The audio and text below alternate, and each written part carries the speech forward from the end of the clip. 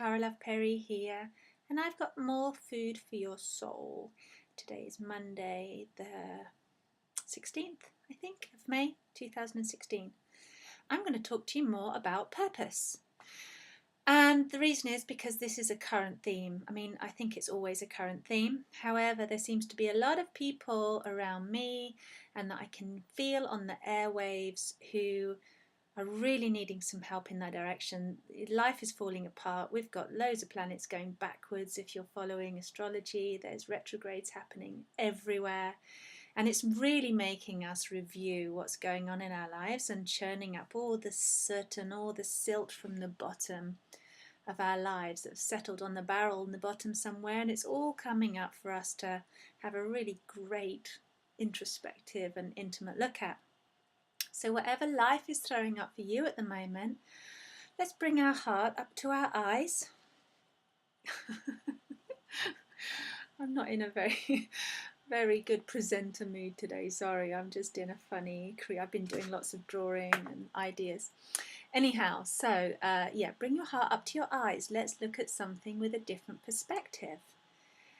Now, my view of the divine, my view of life, is that it's ever so kind. It doesn't give us shit we can't deal with, and it also doesn't do that for no reason. And sometimes it feels like tough love, and it only feels like tough love because we haven't learned what we were supposed to learn or what life wanted us to understand. Let's just forget about supposed to for a moment.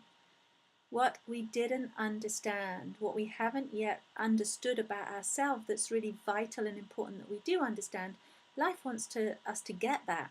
And sometimes it's a bit like life has to kind of close down this route and that route and this route and that route just to make you go this way. And yeah, hands up who's been experiencing that recently. I've had that so many times in my life. Not at the moment though. So what am I getting at? Purpose. And you have a destiny to fulfill. Your soul has probably been going on for lifetime after lifetime after lifetime, incarnating, growing, experiencing, traveling, journeying, so that it can become fulfilled, so that you can express your true self, your true worth, your true value, your true message, your true authentic sense of quality, your caliber of who you really are. It wants to be seen. It needs to come out.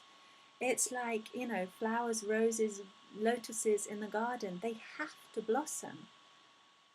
Otherwise, it's just like another failed bud. And so that plant will grow back again and again. You're like a perennial plant. You're going to grow year after year, lifetime after lifetime. Keep coming back until success of your blossoming happens, until you fulfill your purpose. The design, the beautiful, grand, divine design of your being, what you're really here for. And we can look high and we can look low, and we tend to look in all the hardest places and set ourselves up for what we think is valuable.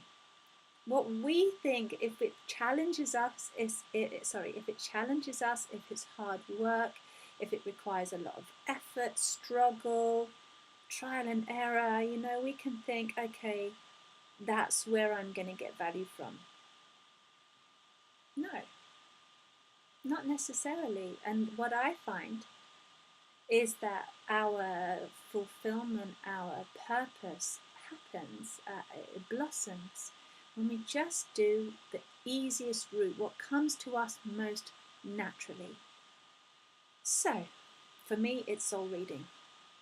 For me, it's advising. For me, it's coaching. I've been doing it since I was a child. I feel like I've done it every lifetime. I feel like it's just, you know, water off a duck's back. It's so effortless.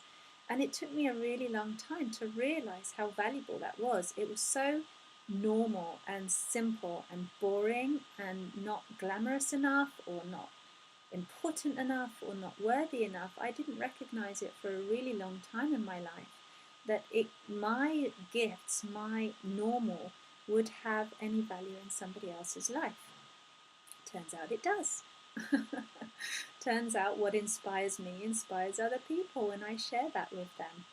And the same's for you. So whatever comes most naturally, most easily, whatever the universe has given you in abundance will manifest your abundance, will be your worth, will be valuable to other people, because you naturally have it in with bells on, tons.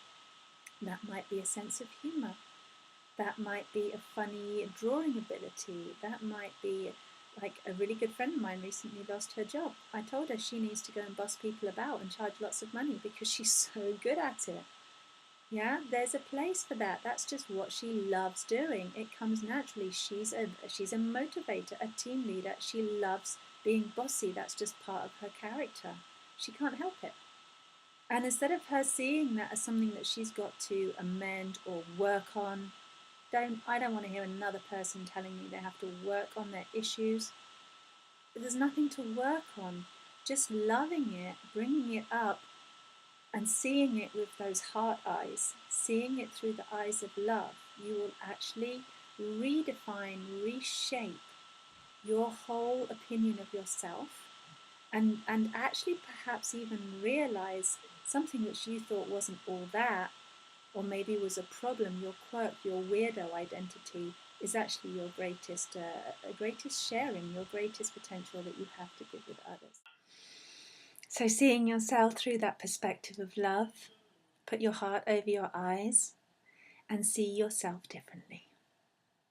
And you might even want to take a beautiful deep breath, inhale life. Receive life exactly as it is without changing it or altering it or controlling it. And feel life breathing you. Feel life having that path already created for you just to join in with, just get synchronized with, let go. Feel yourself being pulled into that alignment with what wants to be for you. And say, I love you, me. I love you, me.